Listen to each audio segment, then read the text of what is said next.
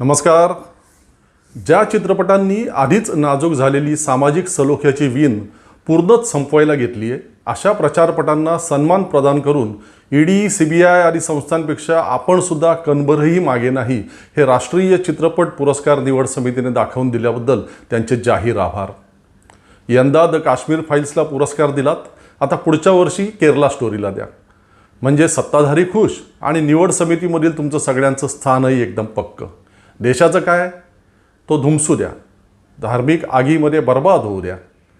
लाज वाटायला पाहिजे या निवड समितीला की ज्या काश्मीर फाईल्सला इफी या आंतरराष्ट्रीय महोत्सवामध्ये स्थान दिल्याबद्दल जागतिक दर्जाच्या ज्युरींनी तीव्र नापसंती व्यक्त केली होती.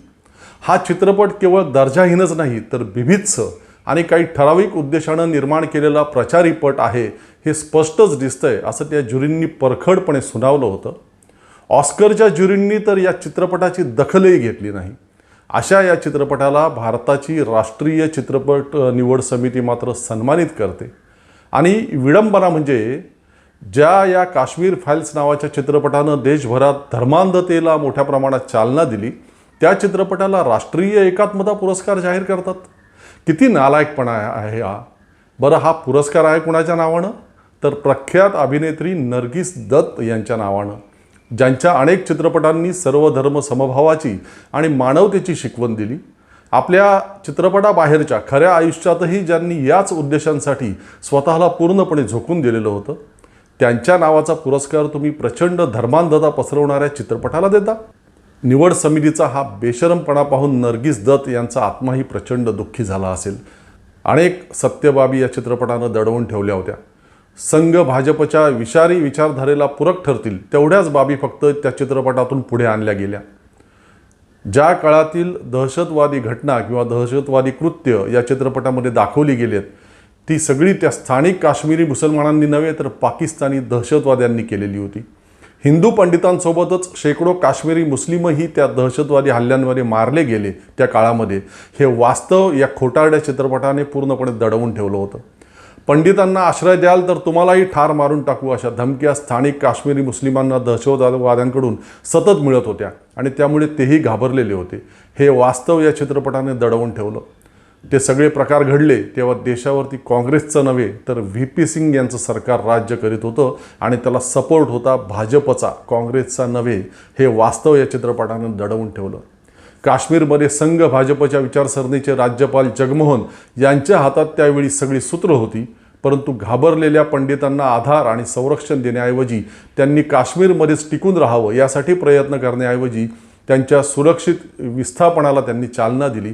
हे वास्तव त्या खोटारड्या चित्रपटानं दडवून ठेवलं. आणखी असं खूप काही आहे.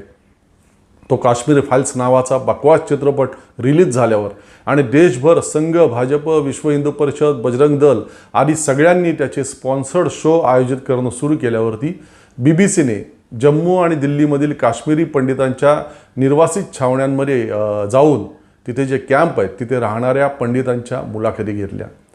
तेव्हा खुद्द या पंडितांनीच या बकवास चित्रपटाविषयी संताप आणि चीड व्यक्त केली होती. ऐका त्यातील या काही प्रतिक्रिया. मुझे लगता है ये 2024 का इलेक्शन टर्न है.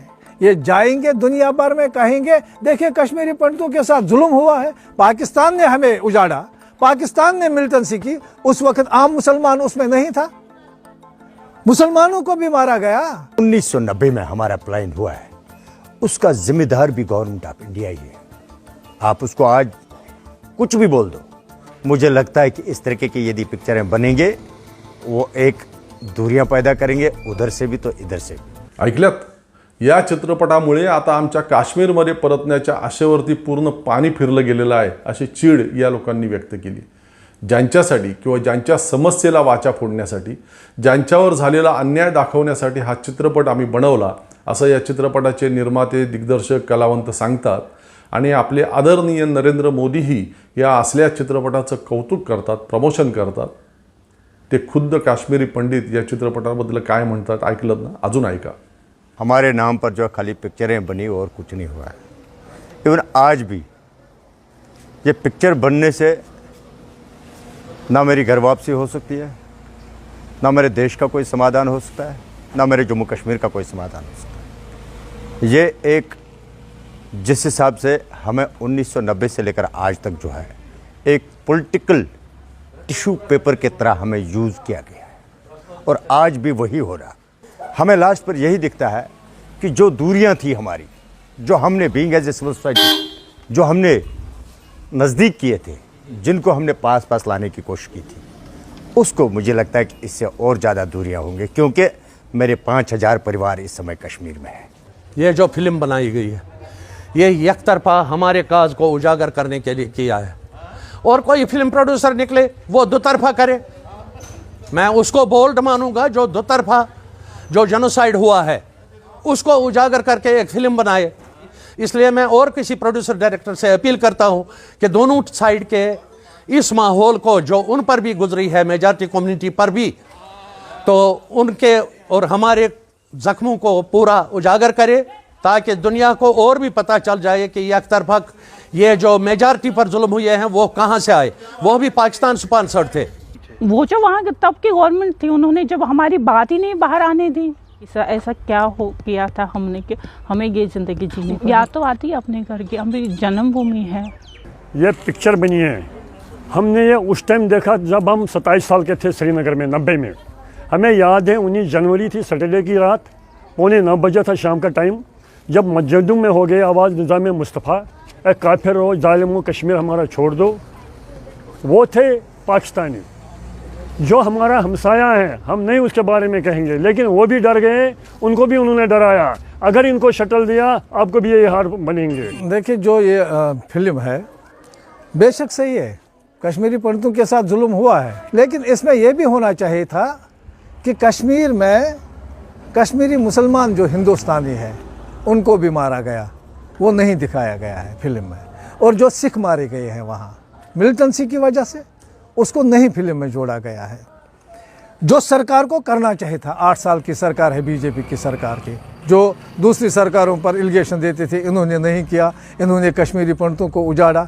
लेकिन इस सरकार ने भी आज तक हमारी सुध नहीं ली, बीजेपी ने सिर्फ कश्मीरी पंडितों का शोषण मतलब एक्सप्लॉइट हमें किया। हर जगह पर कश्मीरी पंडितों को कश्मीर से निकाला, लेकिन एक भी काम हमारा नहीं किया। ऐकलत? 300 कोटी रुपयांपेक्षा अधिकचा गल्ला या बकवास चित्रपटाने कमावला। त्या विवेक अग्निहोत्रीने किंवा पल्लवी जोशीने त्यातील काही लाख रुपये तरी या पंडितांच्या छावण्यांमध्ये जाऊन त्यांना काही मदत करण्यासाठी खर्च केलेत का? अजिबात नाही, 1 रुपया देखील नाही। लोकांच्या मनातील धार्मिक भावनांना चेतवून त्यांचा बाजार मांडून धंदा करणारे हे पक्के धंदेवाईक लोक आहेत। जवळपास 10 वर्ष होतच झालीच आता नरेंद्र मोदी सत्तेमध्ये आहेत। आधीच केवळ नामधारी राहिलेलं ते 370 कलम प्रचंड गाजावाजा करून हटवलं त्यांनी। पुढे काय? एका तरी काश्मीरी पंडिताला दिल्लीतील किंवा जम्मूमधील कॅम्पमधून पुन्हा काश्मीर खोऱ्यात नेऊन वसवलं का? एकही नाही। अगदी उदाहरण म्हणून, अपवाद म्हणून दाखवण्यासाठी पण नाही। मग काय केलं या 10 वर्षात त्या काश्मीरी पंडितांसाठी? कसला डांगोरा पिट्टाय मग? केवळ देशभर धार्मिक उन्माद निर्माण करायचा आणि त्यातून मतांचं संधिसाधू राजकारण करायचं, बस। लाज वाटायला हवी या संघ, भाजप आणि त्यांच्याशी संलग्न असलेल्या सगळ्या लोकांना।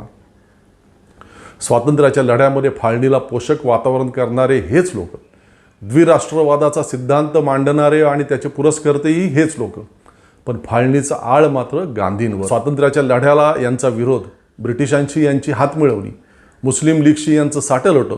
1942च्या लढ्यामध्ये सगळा देश ब्रिटिशांविरुद्ध लढत असताना हे मुस्लिम लीगसोबत सत्तेत, तरीही हेच देशभक्त आणि गांधी मात्र मुस्लिम धार्जिना। देश यांनी खंडित करायचा आणि अखंडित भारताचं तुंतुनही यांनीच वाजवायचं। हिंदू मुस्लिम द्वेषावरच यांची रोजीरोटी। काश्मीर फाईल्ससारखा सिनेमा हिंदू मुस्लिम द्वेष पसरवण्यासाठी पोषक आणि पूरक आहे म्हणून त्याचं मोठ्या प्रमाणावरती प्रमोशन करणारे सुद्धा हेच लोक, आणि वर समाजातील सौहार्द्य विरोधकांमुळे धोक्यात येत आहे म्हणून गळा काढत आळ घेणारे सुद्धा हेच लोक। आणि म्हणून मला या लोकांचा संताप येतो, म्हणून मी या लोकांचा राग करतो। सगळ्यात सुजान लोकांनी तो करायला हवा। असो, आज खरं तर एका वेगळ्या विषयावरती एपिसोड बनवायचा होता मला, परंतु हे काश्मीर फाईल्सला राष्ट्रीय एकात्मता पुरस्काराचं वृत्त आलं आणि प्रचंड अस्वस्थ आणि संतप्त झालो, आणि त्यामुळे या विषयावरती आज हा एपिसोड बनवला। आपलं चॅनल सबस्क्राईब केलं का? नसेल केलं तर प्लीज करा। एपिसोड आवडत असतील तर लाईक करा, शेअर करा. तूर्त आज इथेच थांबू. पुन्हा भेटू लवकरच एका नवीन विषयासह. तोपर्यंत धन्यवाद.